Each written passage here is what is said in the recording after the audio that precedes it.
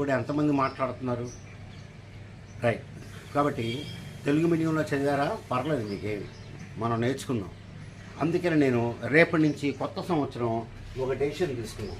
ఏంటంటే అది 45 days challenge. 45 days challenge. రేపటి నుంచి కూడా మీకు రోజు ఒక వీడియో, రోజు కాకపోయినా 2-3 రోజులకు ఒకసారి నెంబర్స్ అన్నీ కూడా మీకు దాని మీద చేసి 45 డేస్ నేను మీకు కంటిన్యూగా వీడియోస్ చేస్తాను. ఈ వీడియోస్లో మనం అన్ని రకాల వాటి గురించి నేర్చుకుంటాం.